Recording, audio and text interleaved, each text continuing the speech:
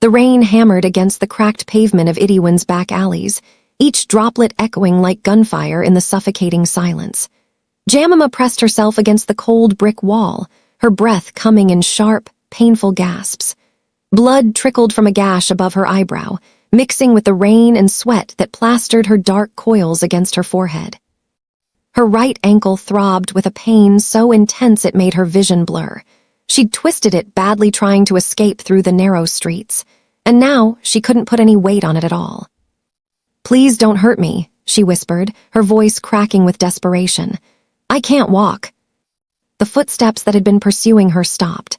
Through the curtain of rain and tears, she saw a shadow detach itself from the darkness, tall, broad-shouldered, moving with the lethal grace of a predator.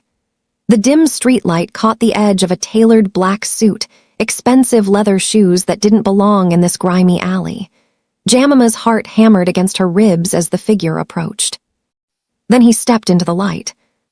Jay Ming was nothing like the monster she'd imagined during her terrified flight through Seoul's underbelly. At 30, he possessed the kind of dangerous beauty that made people either fall in love or run for their lives. Sharp cheekbones, dark eyes that seemed to pierce through shadows, and jet-black hair swept back from a face that could have belonged to a celebrity, if not for the thin scar running along his jawline. But it was his expression that froze her, not rage or cruelty, but something close to curiosity, tinged with what might have been concern. "You're bleeding," he said in Korean, his voice surprisingly soft. Then, switching to accented English, "Can you understand me?" Jamima nodded mutely, too shocked to speak. This was Jay Ming, the man whose name was whispered in fear throughout Seoul's underground. The young boss who'd taken control of the Myeongdong territory 3 years ago and consolidated power with ruthless efficiency. She'd heard the stories, the rivals who disappeared, the businesses that burned, the bodies found in the Han River. And yet here he stood, looking at her injured ankle with what seemed like genuine worry. "I'm sorry," she finally managed, her voice barely audible over the rain. "I didn't mean to, I was just trying to get away from those men." "The Busan crew," Jay Ming interrupted, his jaw tightening. "They were hunting you." She nodded again, remembering the 3 men who'd cornered her outside the restaurant where she worked. They'd grabbed at her, speaking rapid Korean she couldn't fully understand, their intentions clear in their leering grins and rough hands. She'd fought, kicked, and ran straight into Myeongdong territory without realizing it. Jay Ming was silent for a moment, studying her with those penetrating dark eyes. Then he shrugged off his suit jacket and draped it over her shoulders. The fabric was warm from his body heat, carrying the scent of expensive cologne and something else, cigarette smoke and rain. "Can you stand?" he asked. "I don't think so. My ankle." Without warning, he bent down and scooped her into his arms as if she weighed nothing. Jamima gasped, instinctively grabbing onto his shoulders. Through his white dress shirt, now soaked with rain, she could feel the solid muscle beneath. "What are you doing?" she demanded, finding her voice again. "Taking you somewhere safe," he replied simply, already moving down the alley with sure, purposeful strides. "Those Busan dogs won't dare follow you into my territory, at least not if they value their lives." Jamima wanted to protest, wanted to demand he put her down, but the truth was she had nowhere else to go.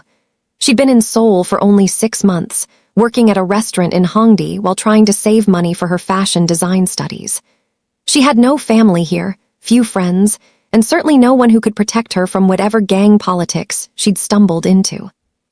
As Jay Ming carried her through the rain-slicked streets, his men emerged from the shadows, tall, lean figures in dark clothing who fell into step around them without a word.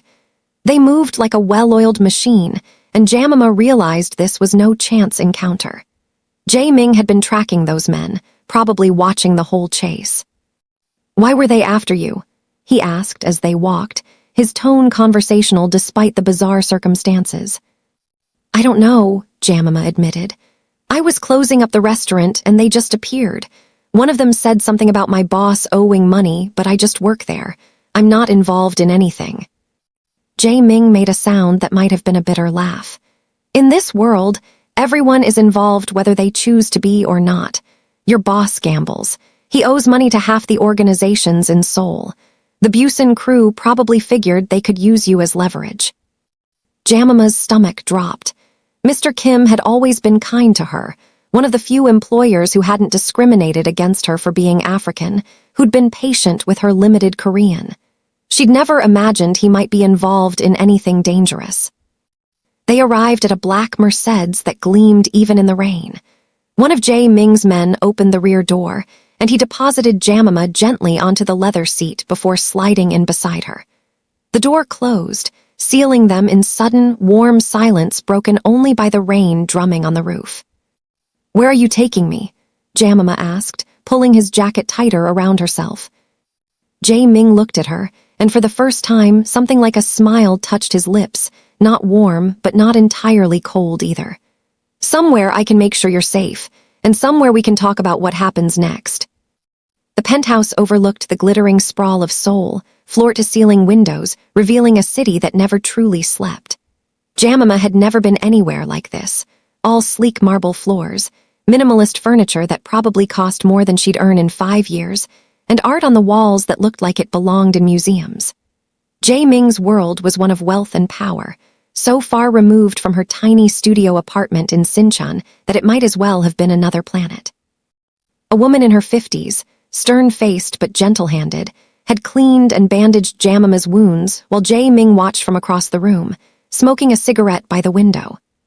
Now JAMIMA sat on a cream-colored sofa, her ankle wrapped and elevated, wearing borrowed clothes, soft gray sweatpants and an oversized black t-shirt that smelled faintly of laundry detergent and that same masculine cologne. "The doctor will be here in 20 minutes, Jay Ming announced, stubbing out his cigarette in a crystal ashtray. He'd changed into dry clothes, black pants and a black sweater that made him look less like a gangster and more like some dangerous fashion model. "He's discreet. He'll make sure nothing's broken." "I can't pay for a doctor," JAMIMA said quietly, adding how small her voice sounded. Jay Ming turned to look at her, one eyebrow raised. "Did I ask you to?" "No, but—" "Then stop worrying about it." He moved to a bar cart and poured amber liquid into 2 glasses. "Whiskey, or would you prefer something else?" "I don't drink," JAMIMA replied, then added, "Not really." He brought her water instead, placing it on the coffee table before settling into the chair across from her, whiskey glass in hand. For a long moment, he simply studied her, his gaze so intense it made her skin prickle with awareness. "You're scared of me," he observed. It wasn't a question. "Shouldn't I be?" JAMIMA met his eyes, finding courage she didn't know she possessed. "Everyone says you're dangerous, that people who cross you disappear." "They're right." Jay Ming took a sip of whiskey, completely unbothered by her directness. "I am dangerous, but I don't hurt innocent people, JAMIMA, only those who deserve it." The sound of her name on his lips sent an unexpected shiver down her spine. "How do you know my name?" "I know everything that happens in my territory, including the beautiful African woman who works at Kim's restaurant, who walks home alone at midnight, who sends half her earnings back to family in Kenya." He paused. "You should be more careful." JAMIMA'S breath caught. The idea that he'd been aware of her existence, perhaps even watching her, should have terrified her. Instead, it stirred something complicated in her chest, part fear, part something else she didn't want to name. "What happens now?" she asked. "Those men, the Busan crew, they know what I look like, they know where I work." "You can't go back to that restaurant," Jay Ming said flatly. "Kim's debts have made you a target. Even if I deal with the Busan crew, there will be others. Lone sharks, other gangs, they'll all see you as leverage." "So what am I supposed to do?" Frustration bled into JAMIMA'S voice. "I need that job. I need the money. I have tuition to save for, family depending on me." "You'll stay here." The words hung in the air between them, heavy with implication. "I can't just stay in your penthouse," JAMIMA protested. "That's insane. I don't even know you." "You know enough." Jay Ming leaned forward, elbows on his knees, his expression serious. "You know I pulled you out of that alley. You know I brought you somewhere safe. You know I'm having a doctor tend to your injuries without asking for anything in return." "Yet," JAMIMA added pointedly, "without asking for anything in return yet." A ghost of a smile played at Jay Ming's lips. Smart girl, yes, yet, but what I want isn't what you're thinking. Then what do you want? He was quiet for a moment, swirling the whiskey in his glass, watching the liquid catch the light. When he spoke again, his voice was softer, almost vulnerable. Do you know what it's like to live in a world where everyone either fears you or wants something from you, where genuine human connection is impossible because of who you are and what you do? JAMIMA blinked, surprised by the sudden shift. No, I guess I don't. When I saw you tonight, not for the first time, but really saw you, fighting even though you were terrified, refusing to give up even with a twisted ankle, I saw someone real, someone who hasn't been corrupted by this world yet. He looked up, meeting her eyes. I want you to work for me, not as a target, not as leverage, as someone who manages my legitimate businesses. I have restaurants, clubs, art galleries, all legal fronts that actually turn profits. They need someone who understands people, who has fresh eyes. You're offering me a job. JAMIMA couldn't keep the disbelief from her voice. A job, protection, and housing until you feel safe enough to find your own place.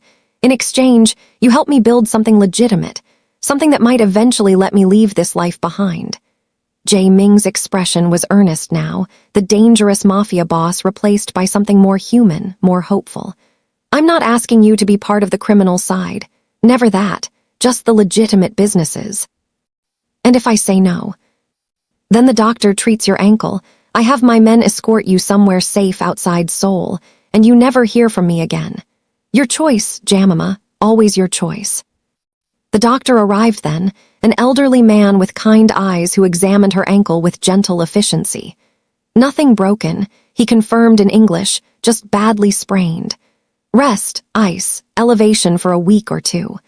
He left her with pain medication and instructions, accepting payment from Jay Ming with a respectful bow before disappearing as quietly as he'd come. When they were alone again, JAMIMA looked at Jay Ming, really looked at him. Beneath the designer clothes and dangerous reputation, she saw someone tired, someone lonely, someone trying to find a way out of darkness. She thought about her dreams of fashion design, of building something beautiful in this foreign city. She thought about the men in that alley and how helpless she'd felt. She thought about her family back home, counting on her. One condition, she finally said. Jay Ming raised an eyebrow. Name it. You help me enroll in design school. That's what I came to Seoul for. If I'm going to work for you, build something legitimate with you, then I want the chance to pursue my dreams too. For the first time since she'd met him, Jay Ming smiled. A real smile that transformed his entire face, making him look younger, almost boyish. Deal. He extended his hand, and after a moment's hesitation, JAMIMA took it. His grip was firm, warm, and in that moment, she knew her life had just changed forever.